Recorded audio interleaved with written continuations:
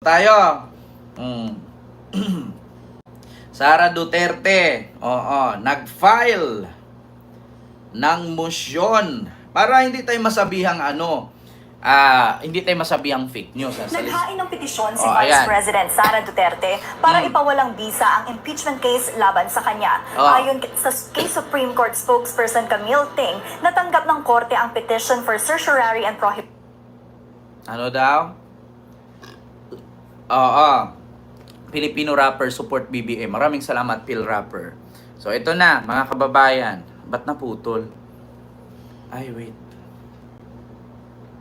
Anong nangyari? Vice President Sara Duterte has filed a petition before the Supreme Court to block the impeachment complaint filed against her in Congress. According to the Supreme Court, the petition for certiorari and prohibition with urgent application for a temporary restraining order and writ of preliminary injunction was filed on Tuesday, February 18.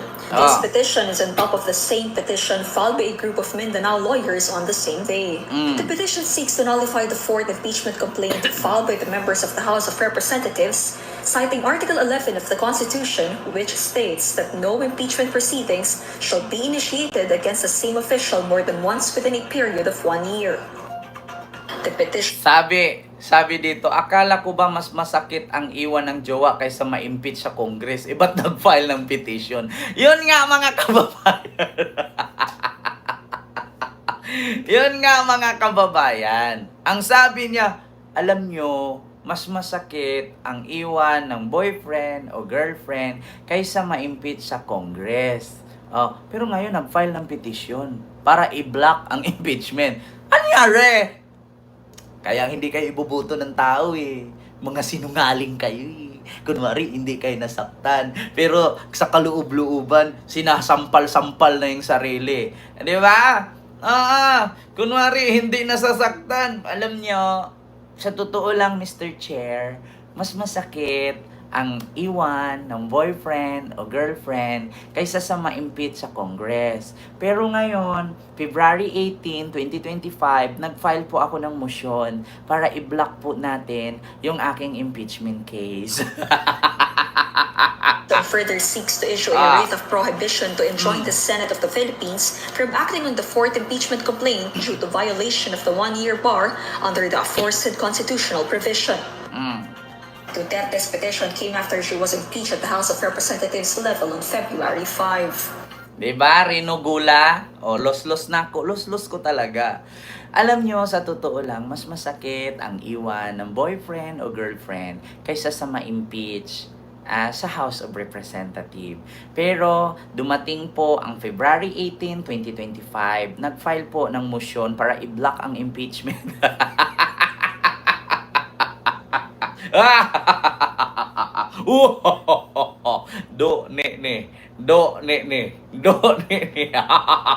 Walang isang salita. Kaya ngayon ang tanong, iboboto pa kaya na yung tao? Hindi na kayo iboboto ng tao, mga sinungaling kayo. Ang sinungaling kapatid na magnanakaw, magmakaawa kayo sa taong bayan. Sa taong bayan kayo mag-file ng motion. Wag sa korte. Bakit? Tapos na. Mas masakit ang maiwan ng boyfriend o girlfriend pero nag-file ng motion. Di ba? Ano pa, mga kababayan?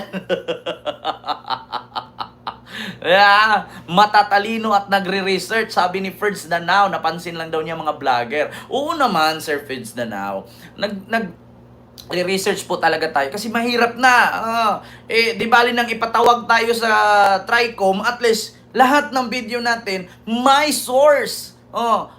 Inquirer.net, ABS-CBN, TV5, News 5. Hindi naman magbabalita yung mga yan kung hindi totoo. Hindi na pasara, natanggalan sila ng prangkisa ngayon. No, ne.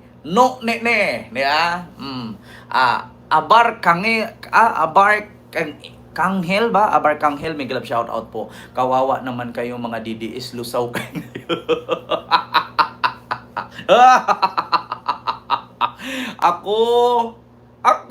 Tumatakbo ako. Kapag hindi kayo dumaan sa akin, hindi kayo mapunta sa langit. Tumakbo ako sa utos ng Ama. Mommy Campbell, maraming salamat sa yung super sticker na $20. Thank you so much. Kapag hindi kayo bumuto sa akin, hindi kayo mapunta sa langit. Utos ang Ama ito na ako'y tumakbo.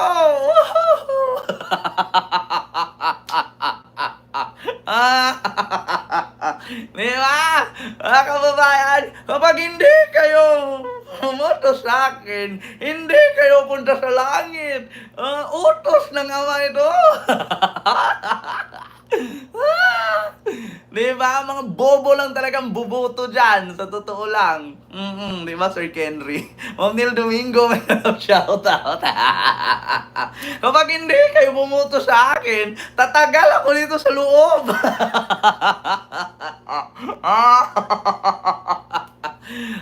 Paano pag naabsuelto si Sarah? Di good for her.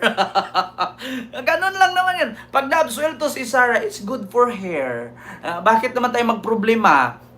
Kung maabsuelto siya, karapatan niya yon, di ba? Bakit naman tayo magproblema? Siya naman ang na-impeach, hindi naman tayo.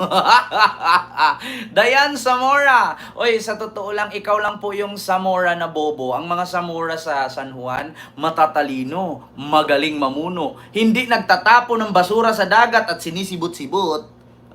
Ang Zamora sa San Juan, magaling maglinis. Hindi nagtatapo ng basura at sinundan, sinibot-sibot para sabihin, nagki-clearing po si Mayor. Inahuli ng reporter. Para saan po yan, ma'am? Ba't tinatapon mo yung basura? Sabi kasi ni Mayor Erap, sinisibot lang daw kasi lilinisin lang din naman. Alang ganon. Tingnan nga si Erap, hindi nanalo. Bakit? Basura. Basura na nga, nakalagay na sa sako. Tinapon pa ulit para sibutin. Hindi nanalo. Gumawa kayo ng trademark na kakaiba. Tingnan mo si Bato ngayon para sabihin manalo siya. Anong sabi ni Bato?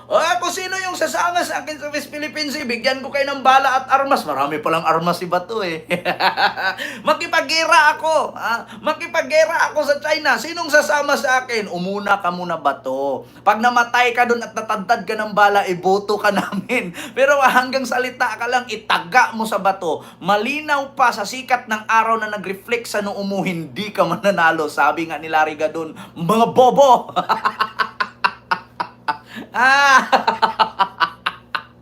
Oh my God!